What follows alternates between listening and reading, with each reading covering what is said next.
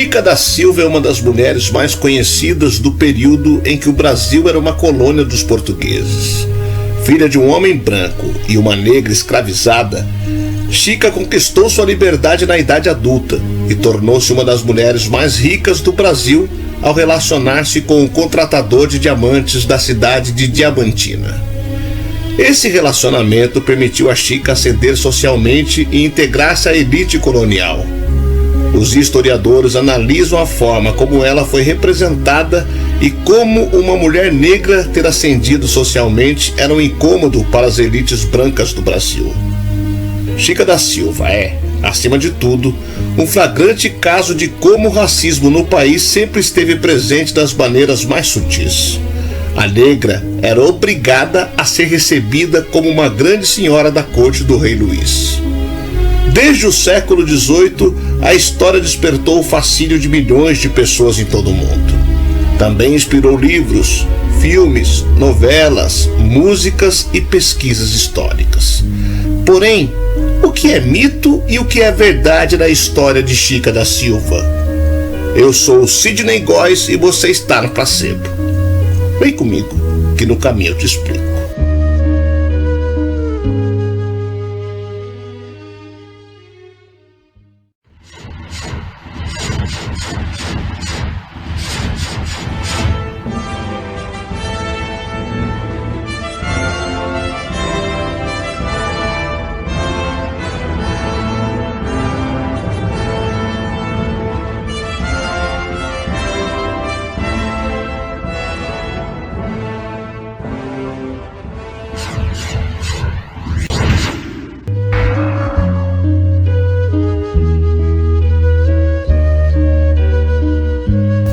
O Brasil não foi descoberto por portugueses, foi colonizado.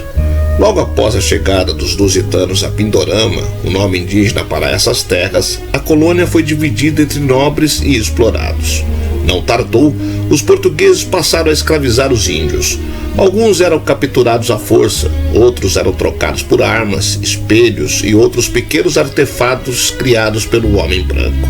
Mas o índio não era um bom escravo. Com espírito selvagem e livre, davam muito trabalho a seus senhores. Fugiam, se tocanhavam e desapareciam. Muitos morreram de gripe, pois sua etnia não tinha defesas para as doenças dos brancos. Foi por isso que 50 anos depois do começo da colonização, começou o tráfico negreiro que trazia homens, mulheres e crianças da África na condição de escravos para o país do Cruzeiro.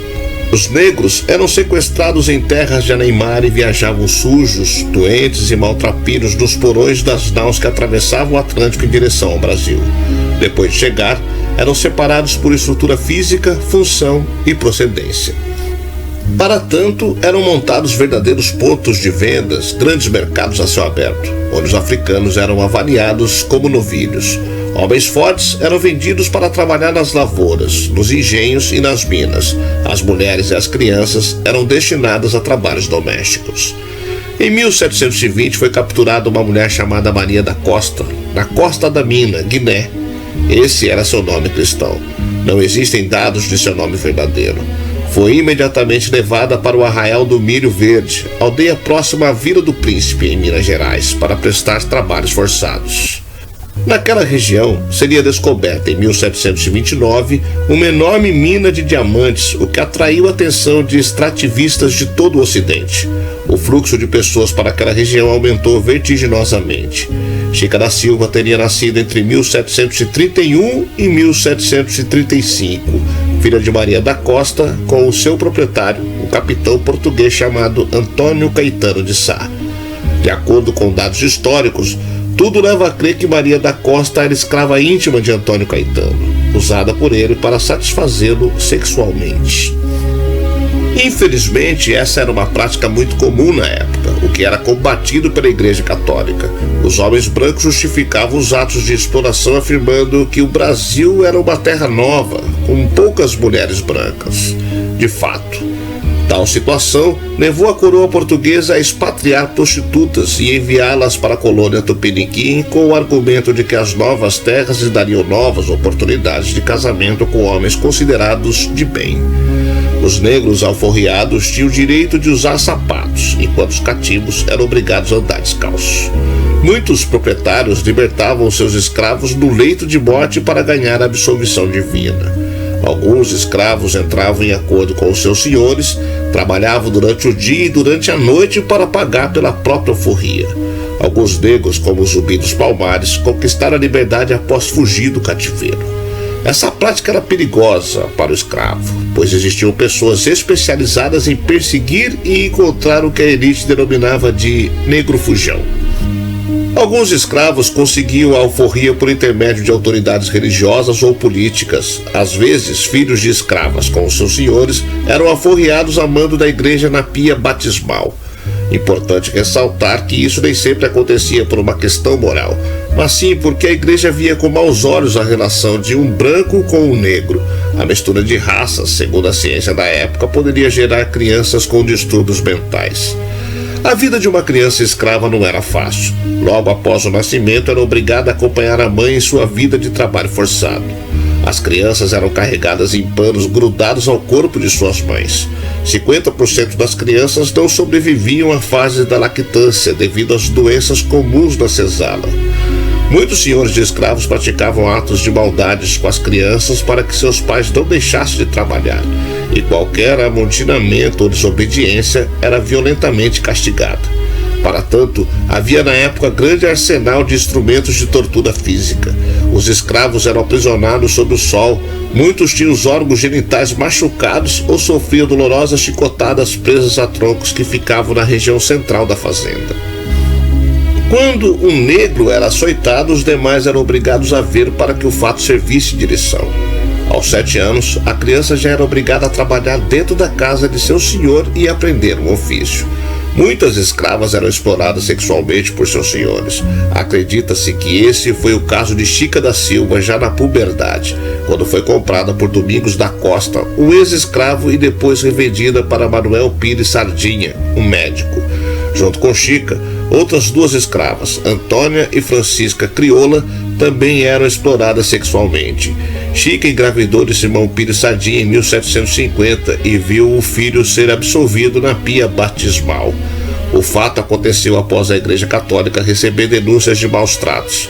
Ameaçado de excomungação, o médico deu a seu filho a alforria e colocou seu nome no testamento, mas não assumiu a paternidade. Chica da Silva foi novamente vendida em 1753, dessa vez para João Fernandes de Oliveira, um contratador de diamantes, cargo muito importante da corte portuguesa.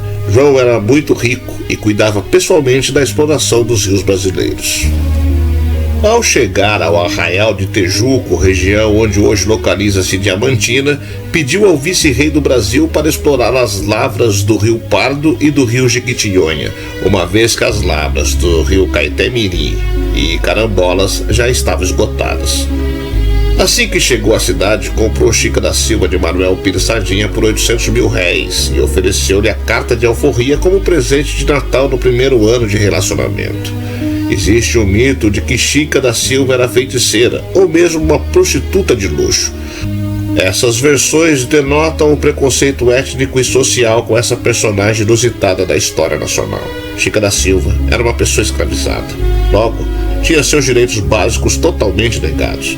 Além de tudo, era explorada sexualmente, o que a transformava em uma vítima das circunstâncias. É também um exemplo de extremismo e ignorância apresentar Chica da Silva como modelo de empoderamento feminino ou negro. Não há talento que justifique isso, apenas um fato inusitado para a época. Chica da Silva, uma mulher negra do século XVIII, torna-se a esposa de um importante comerciante, membro da corte portuguesa no Brasil. Mas o fato não denota nenhuma característica sobrenatural, muito menos ética ou moral. Sua condição como mulher rica e bem casada atraía olhares maldosos e gerava inveja mesmo às mulheres brancas de sua época. Era mais fácil assumir uma posição de enfrentamento à imagem de Chica da Silva do que conformar-se com o fato de que uma ex-escrava conquistara o coração de um homem rico. Esse preconceito gerou uma imagem mítica em torno da ex-escrava. Isso faz com que ilustrações ou representações artísticas da personagem sempre a apresentem de forma lasciva, com seios à mostra, expressão de desejo e com roupas que lembram estandartes de carnaval. Chica da Silva sempre foi acusada de dar um golpe do baú, mas essa versão, além de preconceituosa, é incorreta.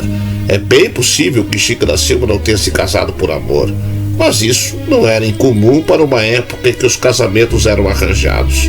Mesmo as mulheres brancas não se casavam por amor. Elas se casavam para ascender socialmente, haja vista que eram impedidas pelas famílias de trabalhar ou estudar. A única diferença entre Chica da Silva, escrava, negra e explorada sexualmente, e as chamadas mulheres de bem, brancas e bem-nascidas, é que Chica não era virgem e por ser negra não tinha o direito jurídico de se casar.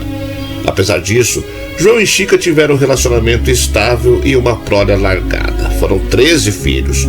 João ainda assumiu a paternidade de Simão, filho de Chica, com Manuel Pires. Em 1770, João retornou para Portugal e levou com ele seus filhos homens. Deixou Chica e suas filhas no Brasil com uma boa quantia de dinheiro. A ex-escrava, agora chamada de Senhora do Tejuco, tornou-se uma das mulheres mais ricas da região. Ela mesma tinha seus escravos e ia todo domingo à missa na igreja São Francisco de Assis, destinada apenas aos brancos. Suas filhas estudaram no recolhimento das Macaúbas, instituição destinada para os ricos. A Igreja Católica recebia generosas doações de Chica e, por isso, evitava confrontos com a ex-escrava. Chica da Silva morreu em 1796. Ela vivenciou como escrava e senhora o sistema de poder oligárquico que ainda está em voga na nação brasileira, onde o poder compra armas, cria hierarquias, desvirtua códigos morais e cria culturas seculares de submissão difíceis de serem combatidas. É por isso que a história de Chica da Silva é tão importante.